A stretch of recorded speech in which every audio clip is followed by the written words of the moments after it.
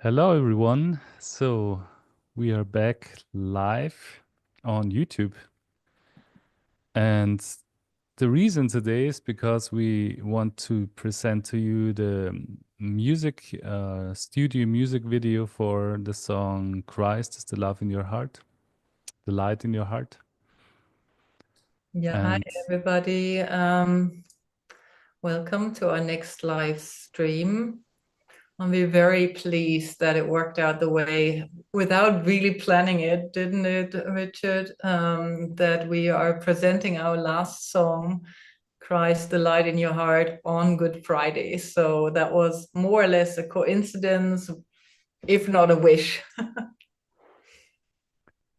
so, yeah, why is it called The Light in Your Heart? Because this song developed of the, let's say it like this realization that this universal love that's coming through us is really well represented by Christ consciousness. And so we also hope that this song connects you deeper to this inner love that's so universal. And it's not necessarily linked to Christianity or any religion. It's the love that's beyond concepts. It's the love that's so blissful and tempting that it's going deeper than any religious concepts we might have. Yeah, personally, I can say that Jesus Christ has been on my path for a very long time. I was raised religiously, and um, now coming back to that sensation of connecting with Jesus in a way that is not necessarily bound to all the rules and regulations of a religion, but as an understanding of what that figure did in this world, probably, or what it's trying to transcend and pass on as a message. That's definitely what I hear in when we say Christ is the love in your heart, because nowadays we need to find back into our hearts more than ever, I think, because that kindness and compassion and truth is the pillar on which we can only move forward together. I feel like it's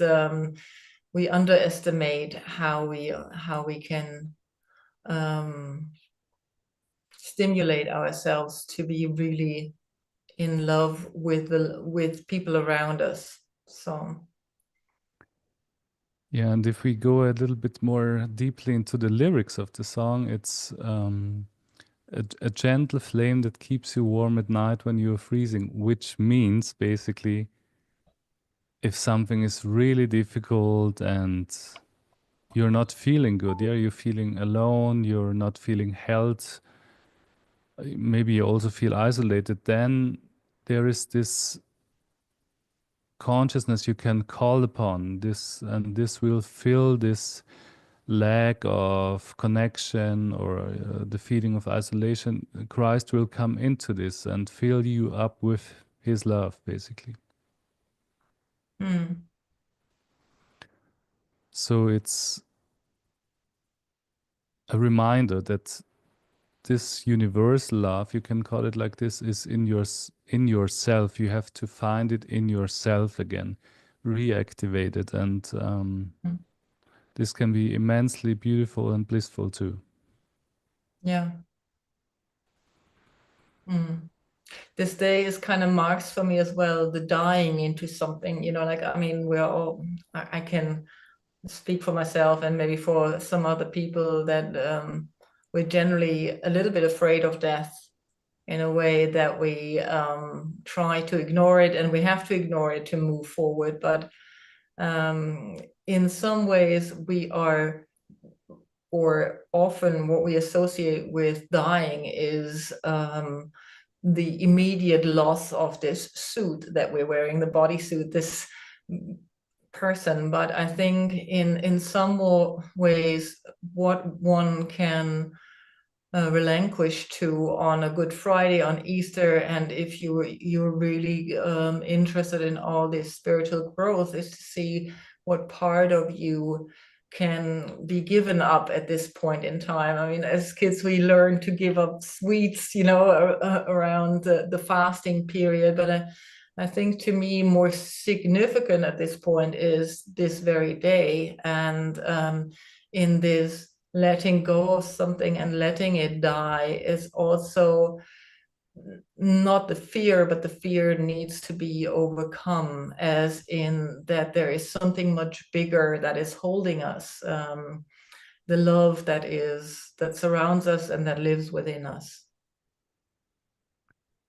Yeah, and I personally find it very motivating to know that there's a limited amount of time on Earth here because it's not forever. Mm, And so better do your stuff when you have the time and the health and mm, the energy to do it. mm, So for me, it's very motivating because also I think more about what is important for me because time is the most precious thing you have. Time and health basically are the baselines of everything. Of course, then comes money and relationships and everything like this. But mm, if you don't have any time left, there's nothing you can do anymore. So it's also the beauty of that there is a circle happening, a circle of birth, then growth, and then the circle of death. And if you can embrace all of them, this creates immense beauty and also freedom in your human experience because we all will go through this mm. without an exception. Also, if you avoid it and deny it until the last moment, but it's gonna happen to all of us. Yeah. And this is also something that can give you immense energy if you're coming into this moment. There is this moment and this moment and this moment, and there is all the power in the now. Yeah, what came to me. Hi, Uli. First of all, I saw somebody joined us. Yeah, thanks for Hello, returning Lee. to our next live call. Hello. um, I think what has made it personally difficult for me to follow the Christ story and Jesus Christ in itself as a guiding light for a long time is the immense suffering and rigidity, it seems, that it comes across with when you look at what you just said.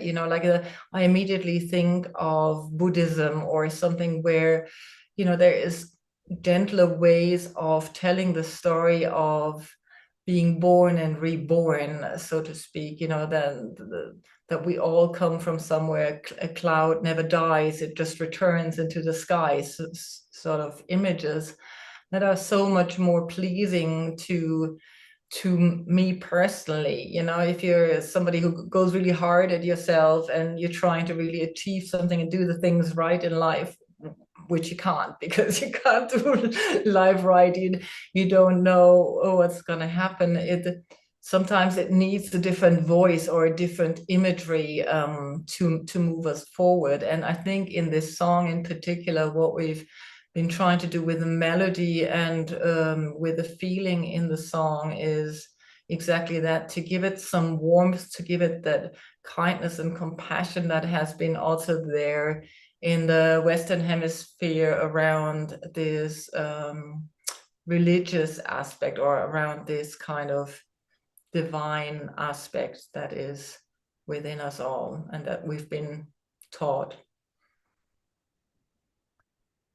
Yeah, I think the for people here in the West, it's a challenge to find the true connection to Christ again, because a lot of people they mistake church with Christ, and this is not the same, not at all.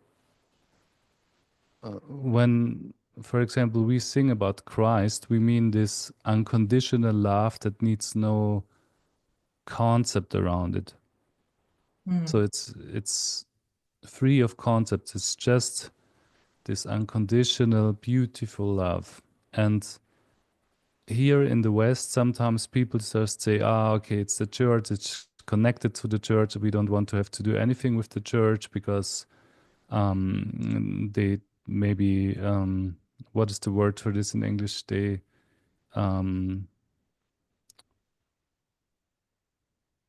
you know, if you're in the church and then you get out of the church, it's, I don't know what the word is, doesn't matter. But the thing is, there's also a lot of good stuff happening in the church. Yeah, you cannot just go from one extreme to the other.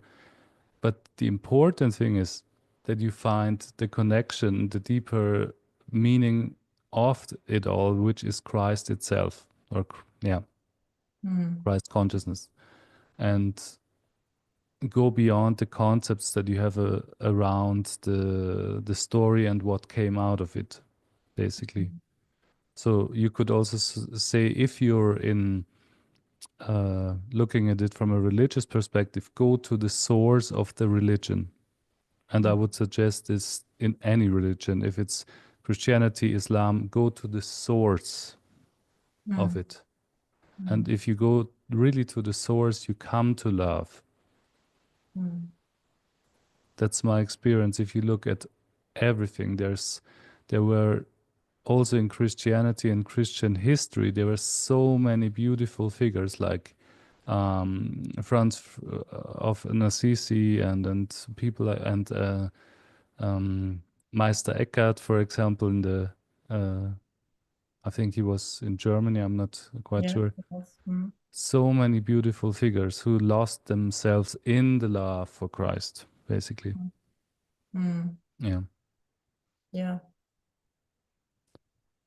So it's, if you can find back to Christ without all these concepts around it, it's beautiful.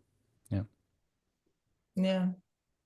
Absolutely. And because most people, if they kind of live within the parameters of the church, you know, they would go and see the Passion of Christ today, or they would hear something in church about it. And I went today, and what really struck me is when Pilatus, I don't even know how to say that in English, when he was the one who needed to judge Jesus whether he should die or not, and he was questioning him. And then in this questioning, what the answer was to all the questions: I never said I am a king to someone. I'm just saying I come from somewhere else. And then the other thing was like, I cannot, you know, I cannot speak not the truth. And that was so, you know, that sounded in that very moment so clear to me. This if this person walked this earth, let's assume he did or not, you know, like, or if the story around it has been brought into a book, what has been really tried to be said in that connection is that sometimes when we are so blind around what's being really said, it reminds me of my yoga classes and my teacher who taught me this very early on. You know, like he would say something like, do this pose, dog head down. I think a lot of people are familiar with this language at this point. And I would do the dog head down, and then he would give an instruction like, you know, use your shins more, and I would push with my arms and then use my legs. And he said, I didn't say push with your arms, I said use your shins. You know, there's a difference in what you do. And in the same way, I think that happens when sometimes when we have a story in our head, and then we kind of add something to something that's being said. So the truth sometimes is very simple, and we cannot hear it because we have all these filters of emotions and wanting and I don't know what. And so today, that part of the Passion of Christ was really highlighted to me. Yeah. Yeah, and if you go a little bit into also art, I mean, there is what Bach did and what you saw today, Bach and Handel, I think. It's this immense beauty. I mean, this creation that points to something higher, let's call it like this. Yeah, in for example, Bach is unbelievable. This is so beautiful and yeah, Yeah. it And has it's such a really hard. power. Mhm. Sorry. Mm. And it's really hard to, like it's not about patting ourselves on the shoulders, but some of the music that is out there that you're listening to has come, through Richard or through me, and people usually claim, I've written this, I done that. And when you talk about the classics, if you think about what these people compose, it's certainly some of it is so divine. If you believe the person only did it, then think again. And so, in some ways, if you listen closely and if you kind of get into the connection, maybe you can sense some of the parts of the music that have come through in as such for us as well, particularly in this song. Yeah, and it would be very interesting to know. And I think you, Alexandra, only can see the questions. So maybe, dear viewers and listeners, what's your personal connection to Christ? Maybe you could also write something into the comment section. Yeah, exactly. How do you see that, and how do you see music and experience music as such? What do you use it for? That would be interesting to hear. If you want to even leave a comment, if you watch it later, we will answer in any case. And I also want to go a little bit deeper into this aspect of there is this art and, or in this case, music is such a good tool to point to something higher. It's a remembrance or a reminder of there is something deeper. There is something behind all of this that we can see and just perceive with our senses. Because Yeah. it can open us our heart and you can feel it, yeah, in the music. It connects you to something deeper, which Mm, is beautiful. mm. Yeah. It's a matter of whether we hear it or not, and sometimes maybe our judgment is a bit clouded because we like to listen to certain things only, Personally, I find it really hard to listen to classical music, and some pieces are so striking that you have to listen, and some pieces I have to work myself into to, hear the divine within it. But yeah, it's sometimes, what do you want to say is, it doesn't matter in some form or manner, if you prefer classical music or if you prefer kirtan, mantra, whatever. Even some great pop songs had something to say and kind of brought that kind of energy into our lives and into the world. So it just what you are pointing out, Richard, here is to just become aware of what happens with you, and to acknowledge that there must be something, there can't be nothing around us. Yeah. And Mm. there's also one aspect, sometimes people use music to transform trauma, to help themselves, yeah, get out or digest really difficult situations they had in their lives. There is this story, and I don't know if this is true, but what I've heard is, for example, that you know Prince probably, yeah, and the Purple Rain was the song about that he got beaten, yeah. Mm. So this is was the Purple Rain. But what he did basically, he transformed it to some degree through writing music about what happened. Mm. Mm. So Uh, and of course, you can hear this also with other artists. They write about their suffering sometimes to get it out, to also transform it and heal. Mm. Yeah, and in the same way, I feel like if one doesn't have the capacity to compose, the singing itself can also have the same effect. And I don't know, dear viewer, maybe you're familiar with this. You know, sometimes a song comes into your life and you have to play it on repeat like a child. You know, you have to sing it, listen to it, sing it, listen to it. And I often find that without thinking too much, it kind of moves something in me. It makes me ready to move on or to see something. So yeah, that's really so yeah, music is a really great processor to help us to witness things, hopefully heal a little bit, or to get an understanding of what we're going through. Mm. Yeah, and it can be also a great tool of expressing certain unfelt emotions. Maybe you also dance. You express yourself through dancing to music and, yeah, singing along with some tunes that you love. Also, they might be connected to some memories you have. Oh, I did this 1952. Okay, I wasn't born 1952, but for example, yeah. Mm. And I had such a great time or whatever. Um, this is also great. Or you went to a concert and you have this memory in your mind that you loved it and what it did to you. Yeah.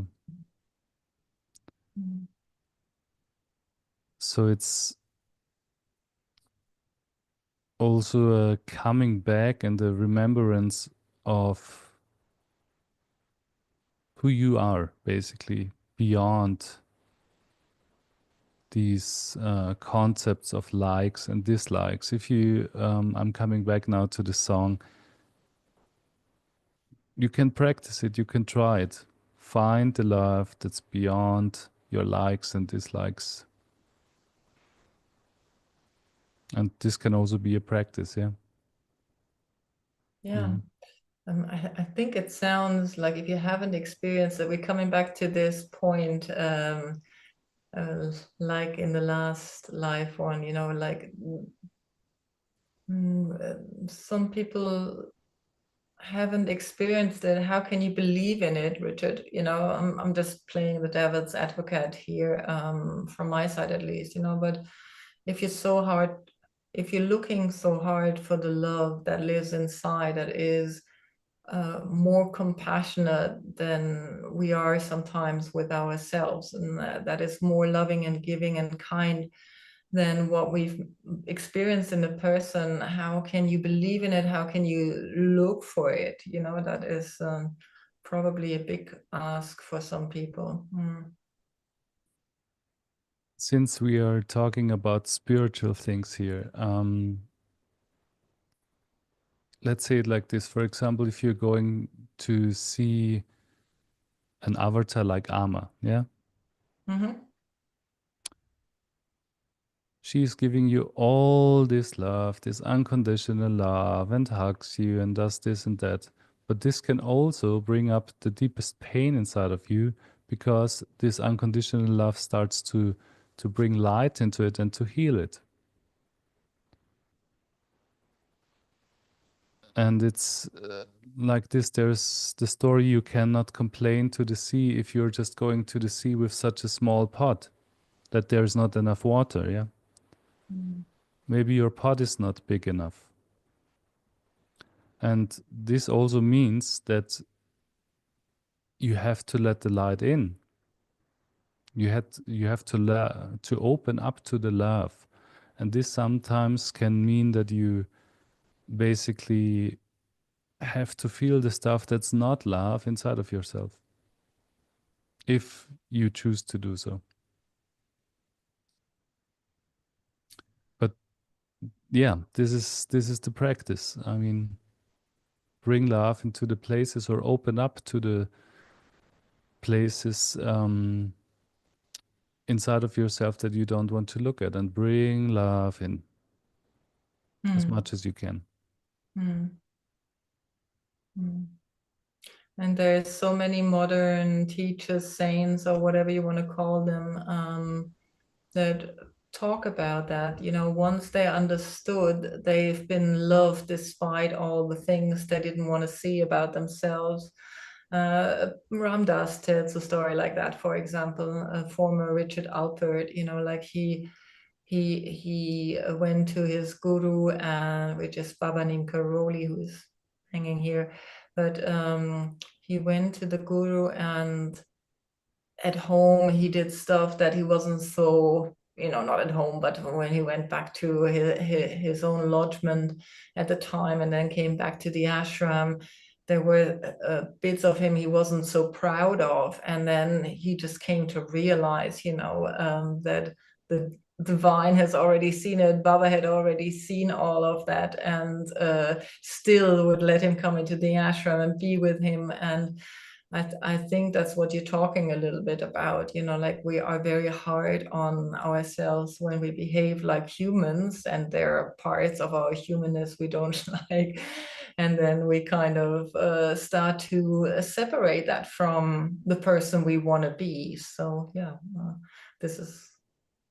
Yeah, it's a little bit like people going into church on Sunday, and outside of church, they forget everything they heard in church and behave completely differently. I mean,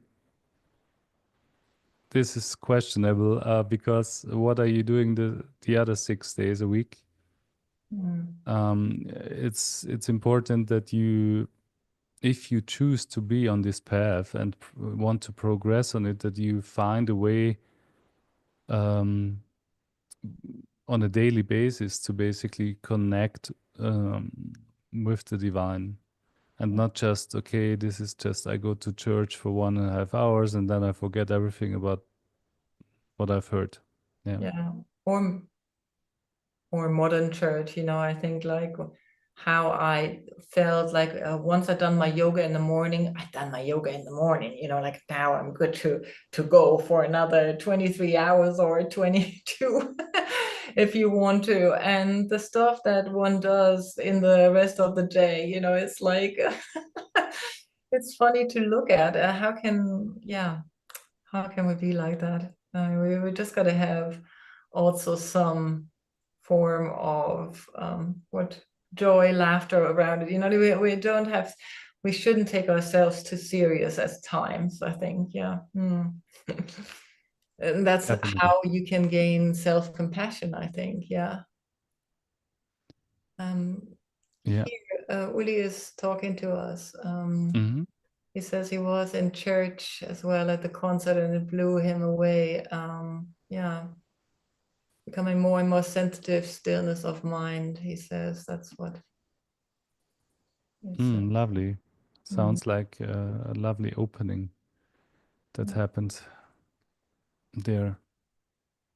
yeah, Yeah. he was talking about the music that he really, Hmm. the music blew him. Yeah. You never know when it's gonna hit you. But Oh, just keep listening. yeah.